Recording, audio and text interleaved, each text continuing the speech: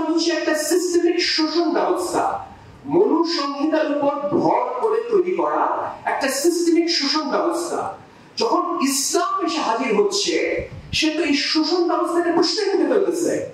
এই শোষণ ব্যবস্থাকে জারি রেখে তো ইসলাম প্রতিষ্ঠা নিজে করতে পারে না। কথার নোট রাখতেছিলাম, লিখতে লিখতে উত্তেজিত হয়ে যাচ্ছিলাম। তো কথা শুরু করার আগে আমি একটু ধন্যবাদ জানাই আসাদকে, মামুনকে, মুশতাক ভাইকে, সালেহকে, উপস্থিত যারা আছেন আজকে সুযোগে আসছেন, সবাইকে ধন্যবাদ দিয়ে শুরু করতেছি। তো প্রথম কথা যেটা বলতে যাচ্ছি যে আমরা একটু নিচের পায়ের নিচের মাটিটা চিনি। 5ই জুলাই আমাদের 36 আগস্টে একটা যে ইন্টেলেকচুয়াল রেভলিউশন ঘটে গেছে, সেটা জাহের হইতেছে কিন্তু এই আমাদের যে আজকের বিষয়টার মধ্যে। এখানে বলা হচ্ছে continuation of war in the Bengal frontier. Continuation war মানে কি? হ্যাঁ, কন্টিনিউশন ওয়ার মানে কি? মুস্তাক ভাই বলছিল যে বাংলাদেশের সাথে ভারতের কি সমস্যা। বাংলাদেশ সাথে ভারত একটা যুদ্ধ জারি করে রাখছে, এটা কন্টিনিউশন ওয়ার। এইটা থিওরাইজ করছে খুব ইন্টারেস্টিং ভাবে একজন ফরাসি দার্শনিক নাম পল ভিরিডিও। উনি পিওর ওয়ার বলে একটা বই লিখছিলেন। ওয়ার নিয়ে প্রথম যে তত্ত্বটা করা হয় ক্লাউসউইটজের, সেখানে উনি ওয়ারকে যেটা বলছেন, হ্যাঁ, ইকোনমিকে নিয়ে, কালচারকে নিয়ে বলছেন যেটা ওয়ার বাই আদার মিনস। সেই তত্ত্বটাকে পল ভিরিডিও এক্সটেনশন করছে যে আজকের যুগে ওয়ার কি?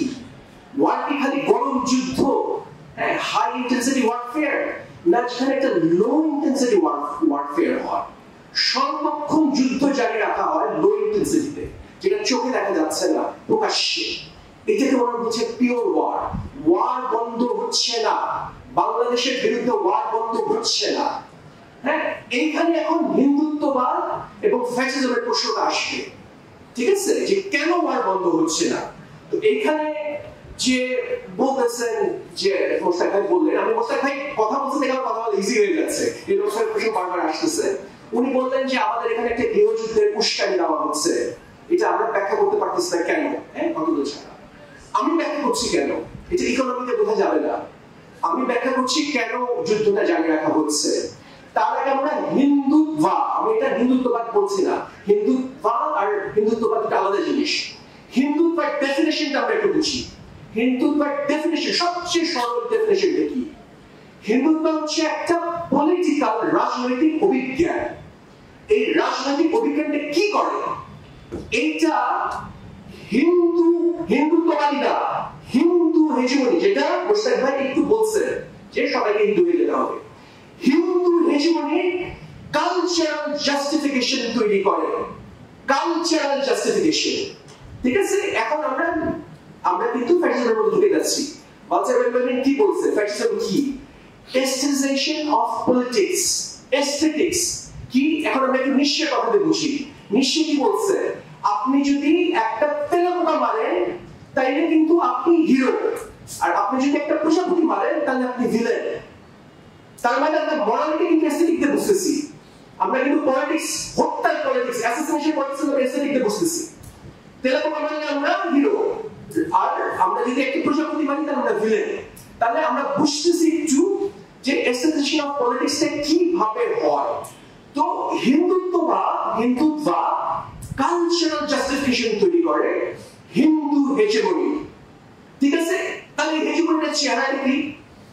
এই হেজেমনি, এই যে তারা আমাদের বিরুদ্ধে ওয়ার জারি রাখছে, যুদ্ধ জারি রাখছে, এটা কি শামশেরের বিরুদ্ধে ত্রিশূলের যুদ্ধ? এটা কি বাঁশের কেল্লার বিরুদ্ধে লাল কেল্লার যুদ্ধ? না, এটা আরো বড়।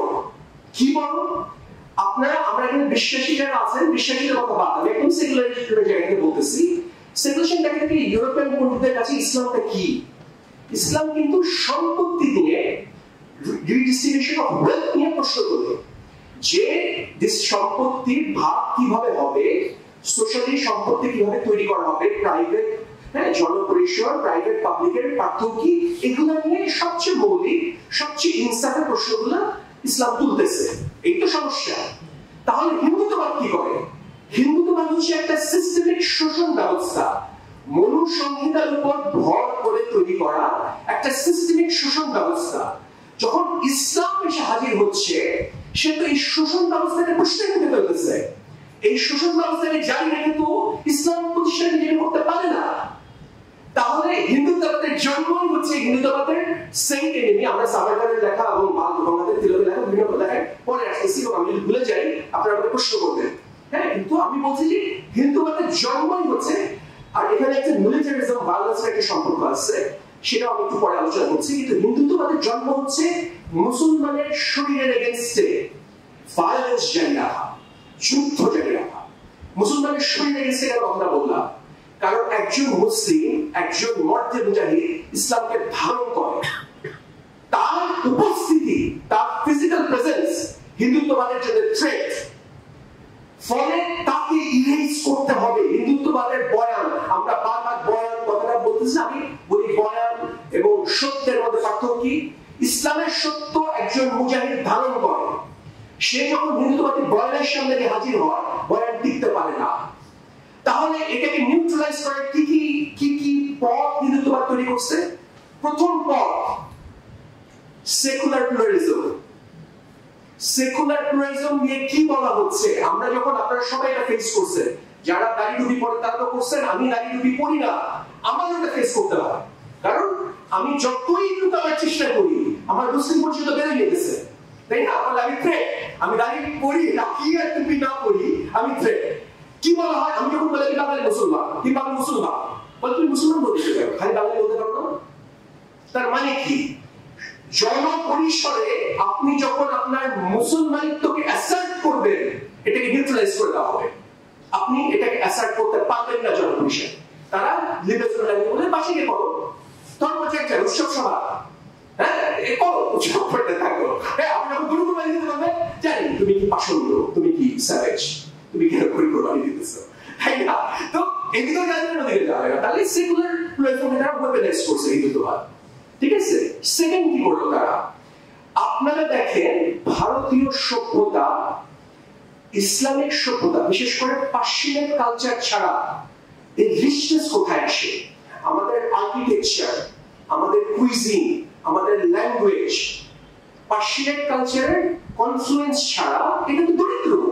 ভারতীয় সভ্যতা বলে কিছু থাকতে পারে না। আমাদের সঙ্গীত, আমাদের তাজি, আমাদের আতর, আমাদের কাপড় চোপড়, প্রত্যেকটা জিনিসের যে ইনফ্লুয়েন্স, হ্যাঁ পার্সিয়ান কালচার ইনফ্লুয়েন্স আছে। এখন জনপরিসরে নতুন কালচার তৈরি করার জায়গা যে ইসলামের কল্পনা, এই কল্পনাটাকে তারা ইরেজ করে দিচ্ছে। যেই কারণে নতুন ইতিহাস তৈরি, যে ইতিহাস আমরা বিভিন্ন লেকচারে আমি বলছি, আজকে আমি টাচ করে যাবো অত ভিতরে ঢুকতে না পারলেও। হ্যাঁ, পুরা ইতিহাস থেকে, ভারতবর্ষের ইতিহাস থেকে ইসলামের নাম নিশানা মুছে ফেলা, মুসলিমদের অবদান মুছে ফেলা, এইটা শুরু হলো কারণ জনপরিসরে ইসলামিক কল্পনার কোন জায়গা তারা রাখবে না। এখন এর ফলাফল কি? এর ফলাফল হচ্ছে যে জনপরিসরে ধর আমরা যেভাবে স্পেসকে প্লেস মেকিং করি, কিংবা একটা সাধারণ জায়গায় যে মনুমেন্টের রূপ হচ্ছে, সেখানে মুসলমানদের ধরেন আপনি আপনার বাড়িতে রান্নাঘরটা যেখানে থাকে, গরমের দেশে আমাদের রান্নাঘরটা যেখানে থাকে, আপনি যেখানে নামাজ পড়েন, আপনারা একসাথে বসে এখানে খাওয়া দাওয়া করেন, এইটার মধ্যে আমাদের কালচার, আমাদের তুলাসের একটা ঐতিহ্যের একটা যে তালাসের যেটা আমাদের ডিসকাসিভ ট্র্যাডিশন, ডিসকাসিভ সেটা ছাপ আছে। এইটা জনপরিসরে এটা মুছে দিচ্ছে।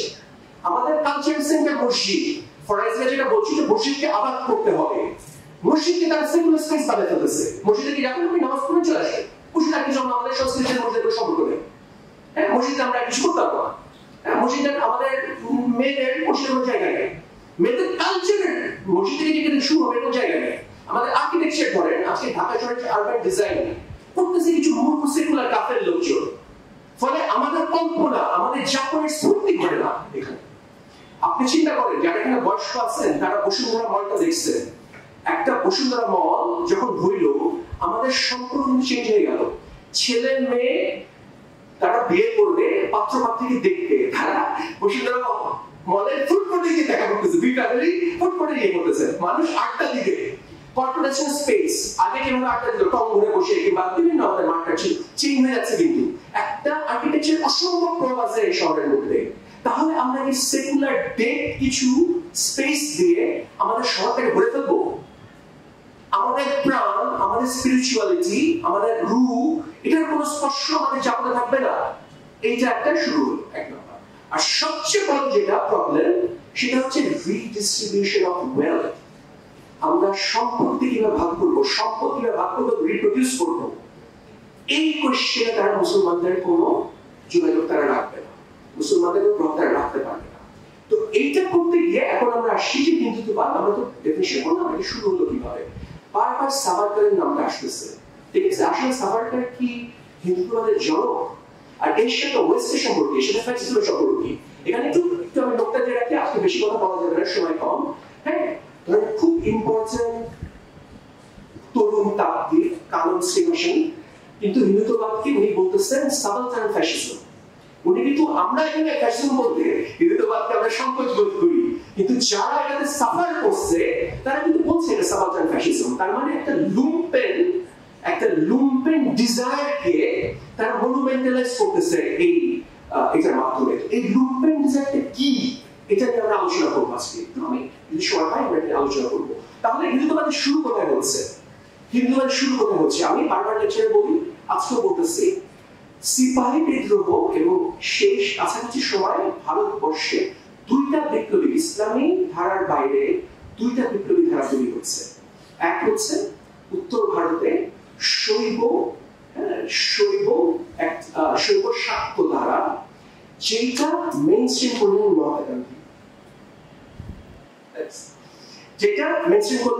মহাত্মা গান্ধী, আর আমাদের এখানে রামকৃষ্ণ পরামর্শে, পূর্ব ভারতে রামকৃষ্ণ পরামর্শের বৈষ্ণব শাক্ত ধারা, হ্যাঁ, যেটা পরে বিবেকানন্দের মাধ্যমে বিপ্লবী ধারা করে দেবো, ঠিক আছে? তো এই দুইটা ধারা কিন্তু হিন্দুত্ববাদ, দুটা ধারাই এসে হিন্দুত্ববাদের মধ্যে মিশ্র। এই দুটা ধারা দুভাবে মিশ্র, ঠিক আছে? হিন্দুত্ববাদের জনক বালক সাভারকারের নাম বাল গঙ্গাধর তিলক, যদি আমরা একজনের নাম নেই, বাল গঙ্গাধর তিলক। সাভারকারকে লন্ডনে পড়তে পাঠান 1906 সালে বাল গঙ্গাধর তিলক। 1909 সালে গান্ধীর সাথে সাভারকারের দেখা হয় ইন্ডিয়া হাউসে লন্ডনে, এবং দুজনের মধ্যে প্রচন্ড ঝগড়া হয়, এবং বাকি জীবন দুজনেই কিন্তু পরস্পর বিরোধী ছিলেন, সাংঘর্ষিক তাদের অবস্থান ছিল। কিন্তু এখানে অদ্ভুত কিছু দান্দিক ব্যাপার আছে। যখন আমাদের দ্বিজাতি তত্ত্ব আসলো, সাভারকার কিন্তু দ্বিজাতি তত্ত্ব, মুসলমানদের দ্বিজাতি তত্ত্ব সাপোর্ট করছে, যেখানে গান্ধী একজাতি তত্ত্ব সাপোর্ট করছে। আমি একটা ক্লিয়ার ভাবে বলি, 1944 সালের 23শে মে জিন্নার বম্বেতে, জিন্না বম্বের মানুষ ছিলেন, কেউ আবার ভুল করে বলেন আমি পাকিস্তানের মানুষ, ওনার মালাবার হিলের যে বাড়ি, সেই বাড়িতে জিন্নার সাথে গান্ধীর অন্যান্য কংগ্রেসের নেতার একটা মিটিং হয়। সেই মিটিংয়ে জিন্নার শক্তভাবে বলেন যে মুসলমানদের কোনোভাবে, যেটা মুস্তাফিজ বিষয় বলছেন, মুসলমানরা কোনো আলাদা জাত না, মুসলমানরা হিন্দুত্ব, হিন্দু ভারতবর্ষে তারা হিন্দুই একটা অংশ, এবং তাদের এক জাতি, তারা যাই করুক না, তারা অন্য ধর্ম নিতে পারে, অন্য কিছু করতে পারে, কিন্তু এক জাতির মধ্যে তাদের থাকতে হবে, ঠিক আছে? এবং রাতের বেলা উনি একটা চিঠি লেখেন, এই বলে চিঠি লেখেন ওই দিন রাতে। তো এই ডকুমেন্ট আমাদের আছে, মুখের কথা না, আমাদের কাছে এভিডেন্স আছে, ঠিক আছে? কিন্তু সাভারকার কিন্তু দ্বিজাতিতে বিশ্বাস করতেছে, এবং জিন্নাদিরা যদি শুরু করেনি, জিন্নাদিরা শুরু করছে স্যার আলী আহমেদ, এটা অনেক পুরানো, এর সাথে সুফিদের সম্পর্ক আছে, সেগলিন সুফিদের সম্পর্ক আছে, দ্বিজাতি তত্ত্ব গোড়াটা অনেক পুরনো, ঠিক আছে? দ্বিজাতি তত্ত্ব আসছে কিন্তু এই সাপোর্ট করতে সাভারকার। এখন এক জাতি তত্ত্ব, এই ভয়ঙ্কর তত্ত্বটা কাদের তৈরি? দেখেন এখানে কিন্তু আমাদের অনেক শ্রদ্ধ মানুষের নাম চলে আসবে। কবে শুরু হইল, আনুষ্ঠানিকভাবে কবে শুরু হইল? 1911 সালে কলকাতার ওভারটন হলে আমাদের রবীন্দ্রনাথ ঠাকুরের মেজ দাদা সত্যেন্দ্রনাথ ঠাকুরের সভাপতিত্বে একটা সভা হইতেছিল। সেই সভায় রবীন্দ্রনাথ ঠাকুর উপস্থিত, আমাদের অত্যন্ত প্রিয় পণ্ডিত শিবনারায়ণ শাস্ত্রী উপস্থিত, আরো অনেক উপস্থিত, আমি নাম দিচ্ছি না, হ্যাঁ, কারণ আমরা দেখবো আমাদের আরো বড় বড় পণ্ডিত, মেঘনাথ শাহর মতো মানুষ, তারা কিন্তু বেঙ্গলের বিভাজন, মোস্তাক যেটা বললেন 47 সালে কিন্তু সাপোর্ট করতেছে, সেটা পরে আসতেছে, হ্যাঁ। তো এরা উপস্থিত ছিলেন, এবং এনারা ওইখানে আনুষ্ঠানিকভাবে এক জাতি তত্ত্ব প্রতিষ্ঠা করেন, এবং রবীন্দ্রনাথ সারা জীবন এক জাতি তত্ত্ব সাপোর্ট করে গেছে, হ্যাঁ। যে কারণে ধরো আমি আমাদের জাতীয় সংগ্রাম অনেক বিরুদ্ধে আমাদের একটা রবীন্দ্রনাথের একটা থিওরি আছে, সেটা আমি কোনো জায়গায় বলছি, আজকে রিপিট করবো না। এই কিন্তু এক জাতি তত্ত্ব অলরেডি কিন্তু প্যান ইসলামের ঢেউ এসে বাংলায় পড়তেছে। জামালউদ্দিন আফগানি থেকে শুরু করে, এবং তারও আগে যদি 17 শতাব্দীতে যান, শাহ ওয়ালিউল্লাহ থেকে শুরু করে যে ইসলাম প্যান ইসলামিজম আমরা তৈরি করছি তার অভিঘাত এসে বাংলায় পড়তেছে। হ্যাঁ, 1911 সালে যে ইতালি টার্কির যুদ্ধ বাঙালিরা হাজির ছিল, 1912 সালে যে বলকান যুদ্ধ, যার প্রচুর ভূমিকা আমাদের স্বাধীনতা আন্দোলনের মধ্যে আছে, যেখানে সৈয়দ আমাদের ইসমাইল হোসেন সিরাজি ছিলেন এবং যার প্রভাবে নজরুল ইসলামের বিদ্রোহী কবিতা লেখা এবং বিদ্রোহী কবিতা পাওয়ার পর ইসমাইল হোসেন সিরাজি ওনার পকেটে 10 টাকা ছিল, উনি 10 টাকাই নজরুল ইসলামকে দিয়েছিলেন। ঠিক আছে, ইসমাইল হোসেন সিরাজি কিন্তু বলকান যুদ্ধ করছে এবং তাকে কামাল আতাতুর্ক কিন্তু উপাধি দিচ্ছে, শের বলকান উপাধি দিচ্ছে, আমরা এটা ভুলে যাই। ঠিক আছে, এই সমস্ত অভিঘাত কিন্তু বাংলায় এসে হাজির হচ্ছে। ঠিক আছে, এবং বাংলায় মুসলিম রেনেসাঁ অনেক আগেই শুরু হয়ে গেছে। আমি তাকে যেন বলতে শুরু, আমাদের একজন বন্ধু যে কেন বাংলায় কখনো মুসলমান রেনেসাঁ হয়নি, কেন বেঙ্গল রেনেসাঁ হলো? হ্যাঁ, মুসলিম রেনেসাঁ প্রভাবে বেঙ্গল রেনেসাঁ হয়েছে, বাংলায় মুসলিম রেনেসাঁ দীর্ঘ সময় ধরে হচ্ছে। ঠিক আছে, এখন আমরা একটু বলি, একটা কনফিউশন আমি এখনো দেখি যে বাঙালি জাতীয়তাবাদ আর উগ্র হিন্দুত্ববাদ, এই হিন্দুত্বের মধ্যে সম্পর্ক কি? হ্যাঁ, এই যে দুইটা ধারার কথা বললাম, একটা হচ্ছে গান্ধীর ধারা, একটা হচ্ছে বিবেকানন্দের ধারা। এই বিবেকানন্দের ধারা থেকে কিন্তু বিবেকানন্দকে মানে রামকৃষ্ণ পরমহংসের ধারা বিবেকানন্দের আমাদের এখানে বিপ্লবী গণসংগঠন শুরু হলো। অনুশীলন সমিতি এবং যুগান্তর সমিতি দুটাই জন্ম 1902 সালে। আর মহারাষ্ট্রে সাভারকার যে এলাকার মানুষ, সেই সময় সেই জায়গায় বিপ্লবী সমিতি আরেকটু আগে শুরু হয়েছে 1800 সালের মানে সমিতির শেষ থেকে শুরু হয়েছে, 4-5 বছর আগে, মানে এক্স্যাক্টলি ডেটটা মনে করতেছি। হ্যাঁ, এইটা শুরু হলো, এইটা কিন্তু শুরু হলো উগ্র জাতীয়তাবাদী উগ্র হিন্দুত্ববাদের সাপেক্ষে। যেটা ক্লিয়ার উগ্র হিন্দুত্ববাদটা আমরা অনুবাদ করছি বঙ্কিমচন্দ্রের সরাসরি ইংরেজি ফ্রেজ থেকে। উনি বলছেন অ্যাগ্রেসিভ হিন্দুইজম। অ্যাগ্রেসিভ হিন্দুইজম ছাড়া ভারত স্বাধীন করা যাবে না, আমরা জাতি হয়ে উঠতে পারবো না। তার বাংলা অনুবাদ অ্যাগ্রেসিভ হিন্দুইজম, আমরা বাংলা অনুবাদ করতেছি উগ্র হিন্দুত্ববাদ। এই উগ্র হিন্দুত্ববাদ 1850 সালে এসে বাঙালি জাতীয়তাবাদের রূপ দিল। এটাকে বাঙালি জাতীয়তাবাদের রূপ দিল ঈশ্বরগুপ্ত, যার শিষ্য হচ্ছে বঙ্কিমচন্দ্র, যিনি আনন্দমঠ লিখলেন 1882 সালে। এই আনন্দমঠের মডেলে কিন্তু অনুশীলন সমিতি এবং যুগান্তর সমিতি করলো, হ্যাঁ, যারা উগ্র হিন্দুত্ববাদের মাধ্যমে ভারতকে স্বাধীন করতে চাচ্ছে। এই অনুশীলন সমিতি যুগান্তর সমিতির মানুষরা 1910 সালে হিন্দু মহাসভা গঠন করে, কংগ্রেসের একটা অংশ। এবং এই হিন্দু মহাসভা এবং কংগ্রেস 1920 সালে আরএসএস, আজকে রাষ্ট্রীয় সেবা সংঘ গঠন করে। লাইনটা আমরা দেখতেছি, ক্লিয়ার লাইনটা? ঠিক আছে, এবং সাভারকারের নাম কেন বলা হয় হিন্দুত্ববাদের জনক? হ্যাঁ, কারণ উনি যেটা বলে, উনি ইংরেজদের কাছ থেকে হিস্ট্রি ক্লেম করেন। প্রত্যেকটা চরিত্র কিন্তু অ্যান্টি কলোনিয়াল চরিত্র। এই জন্য আমরা অ্যান্টি কলোনিয়ালিজম এবং ডিকলোনিয়ালিজমের মধ্যে পার্থক্য করি। তারা কিন্তু সবাই ইংরেজের বিরুদ্ধে যুদ্ধ করতেছে এবং একটা অসাধারণ অ্যান্টি কলোনিয়াল লেখা সাভারকার লিখলেন সিপাহী বিদ্রোহী নিয়ে। সেখানে উনি বলেছিলেন শব্দ কোট করতেছে কিন্তু জিহাদ, হিন্দু মুসলমানের সম্মিলিত জিহাদ।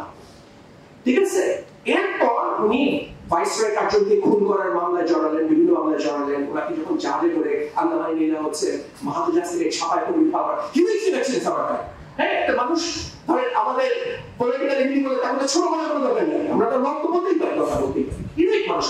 হ্যাঁ, তো তাকে আন্দামানে পাঠানো হলো।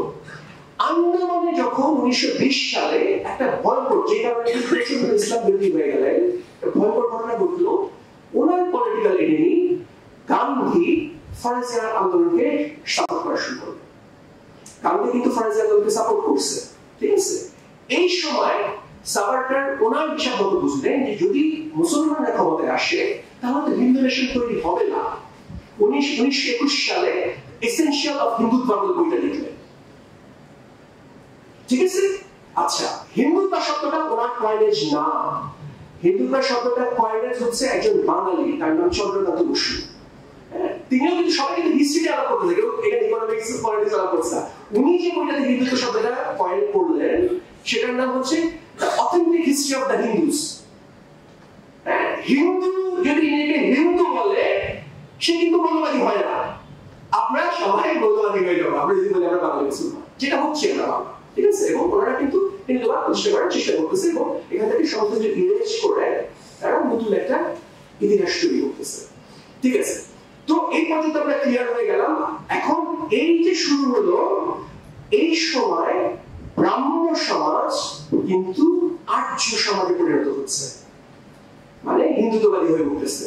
ঠিক আছে, আমরা যেটা বললাম 1850 সালে কি হয়েছিল, 1850 সালে আমাদের এই চারুকলার মঙ্গল শোভাযাত্রার যে লেগেছে যেখান থেকে সেটা শুরু হলো। কলকাতার মধ্যে দুইটা দলের মধ্যে সংঘর্ষ, একটা হচ্ছে ধর্মকান্ত দেবের ধর্মসভা, রাধাকান্ত দেবের ধর্মসভা আর ব্রাহ্ম সমাজে, তাদের দুই চরমপন্থী হিন্দু দলকে মেলাবার জন্য ঈশ্বরগুপ্ত উনি মঙ্গল শোভাযাত্রা বের করলেন পয়লা বৈশাখ এবং দুই দলকে রাখি পড়ায় মিলাই দেওয়া হইল। সেই লেগেছে কিন্তু আমরা বহন করতেছি চারুকলা, এর সাথে বাঙালি সংস্কৃতির কোনো সম্পর্ক নেই। কিসের সম্পর্ক আমরা দেখতেছি কি? ঠিক আছে, তো এই ঘটনাগুলো কিন্তু ঘটে আসতেছে, এই ঘটনাগুলো ঘটে আসতেছে। তো এখন আমরা বুঝতেছি যে কেন আমাদের বিরুদ্ধে স্লো এন্ড স্টেডি ওয়ারফেয়ার জারি রাখতে হয়।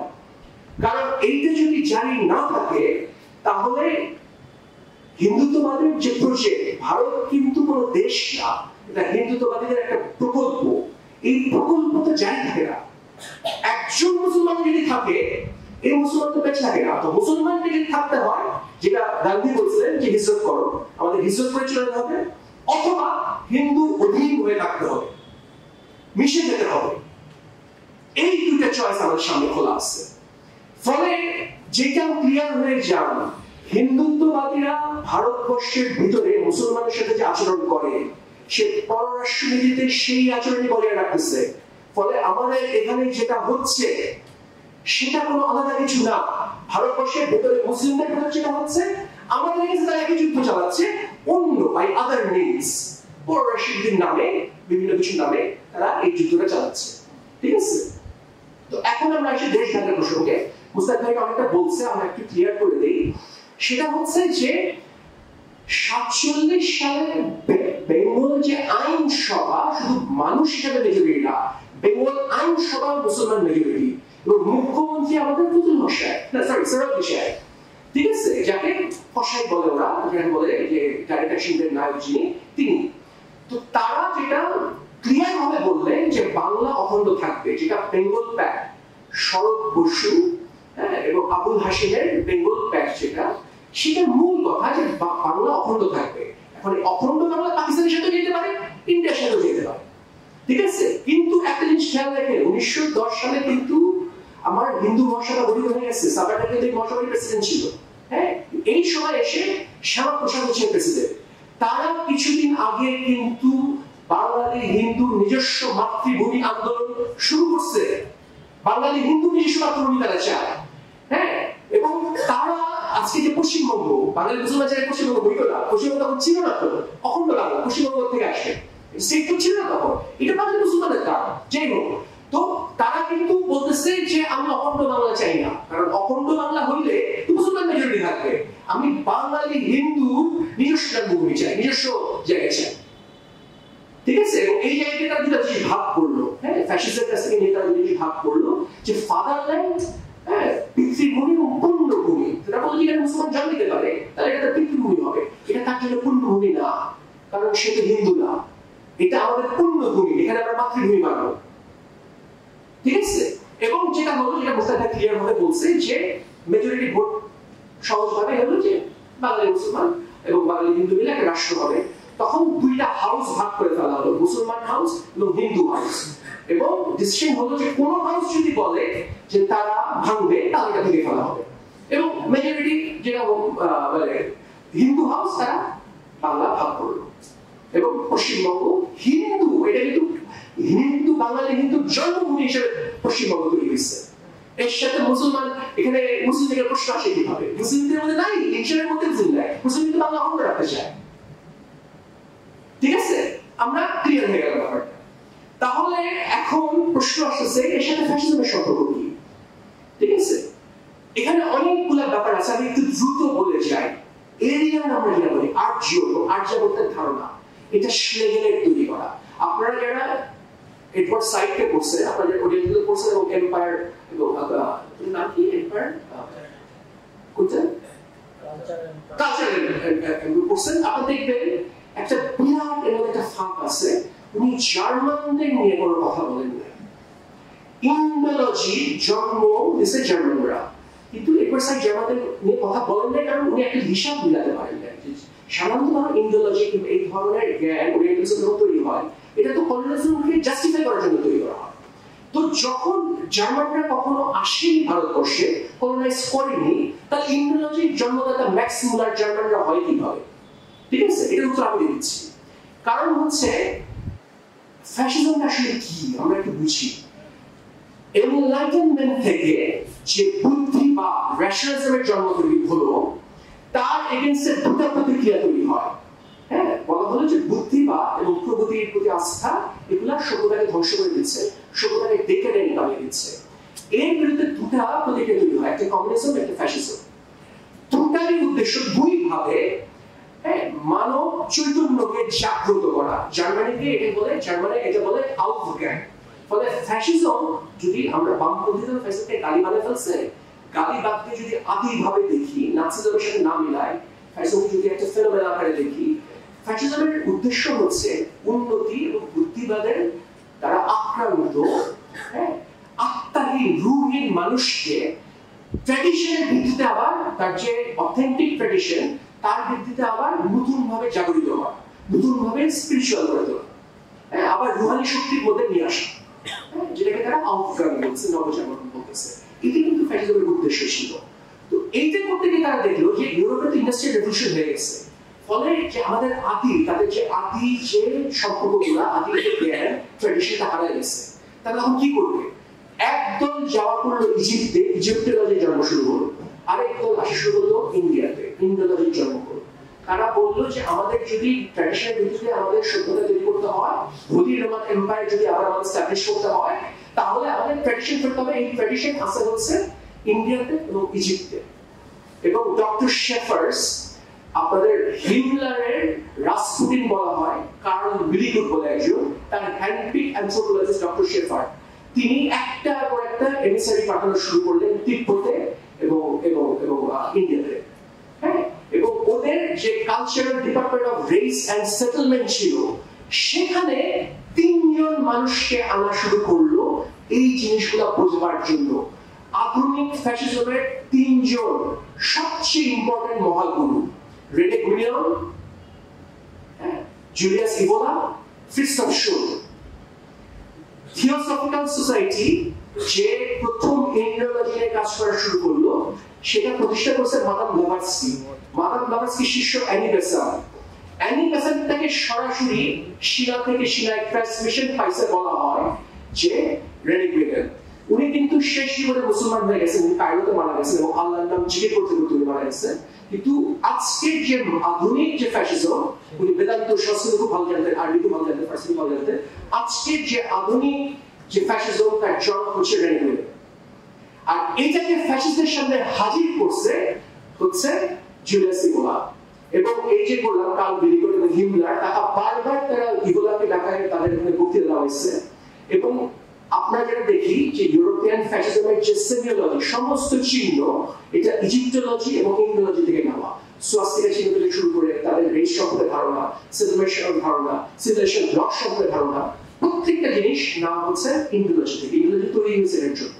তাহলে আমি উত্তরটা পেলাম যে কেন তারা ওরিয়েন্টালিস্ট ইন্ডোলজি তৈরি করলো এবং কিভাবে হিন্দুত্বের সাথে ফ্যাসিজমের জন্মের সম্পর্ক আছে। জন্ম একটা ছাড়া একটা অসম্ভব। এবং সাভারকারদের সাথে এবং বাংলাদেশের কাজের সাথে সবসময় ফ্যাসিস্টদের, প্রথমে মুসলিনি, পরে জার্মানদের সম্পর্ক ছিল। এবং আমরা তো জানি সুভাষচন্দ্র বসু, নেতাজি তো জার্মানিতে গিয়ে আশ্রয় নিলেন। এর একটা বড় অংশ হচ্ছে অ্যান্টি কলোনিয়াল মুভমেন্টের কারণে, কারণ তারা তো ইংরেজদের বিরুদ্ধে যুদ্ধ করতেছে, তারা জার্মান কিন্তু ইংরেজদের শত্রুদের সাহায্য নেবে। আরেকটা কিন্তু আদর্শগত, ভাবাদর্শগত, ঠিক আছে, এই তাদের মিলটা কিন্তু প্রথম থেকে ছিল। ফলে আমরা আন্তর্জাতিক ফ্যাসিজমের সাথেও কিন্তু হিন্দুত্বের সম্পর্ক দেখতেছি। এবং সাভারকারের সাথে বারবারই আমাদের মুসলিম মিলিত হয়েছে। রবীন্দ্রনাথ মুসলিমের সাথে দেখা করছে। রবীন্দ্রনাথ, আপনারা যদি শান্তিনিকেতনে যান, বিশাল ইটালিয়ান বইয়ের লাইব্রেরি আছে, ফ্যাসিস্টের লাইব্রেরি উপহার দিচ্ছে। সে সময় পেরুতে ফ্যাসিস্ট সরকার রবীন্দ্রনাথ পেরু পর্যন্ত চলে গেছিল, পরে দেশে আন্দোলন হওয়া শুরু করলো, ইংরেজ আন্দোলন হওয়া শুরু করলো, তাদের ফেরত আসছে। এবং রবীন্দ্রনাথকে আর ফ্যাসিজম তো আজকের নাম, নাজিজম আজকের নাম, এটা প্রথম বলা হতো ট্র্যাডিশনালিস্ট ফিলোসফি, আরেকটা রূপ হচ্ছে পেরিনিয়াল ফিলোসফি। এবং প্রথম এজরা পাওয়েল আমরা সবাই জানি ফ্যাসিস্ট ছিলেন, ফ্যাসিস্টের মেম্বার ছিলেন, ফ্যাসিস্টদের প্রোপাগান্ডা করছে ইতালি থেকে। গীতাঞ্জলির অনুবাদ সংশোধন করছে কিন্তু এজরা পাওয়েল।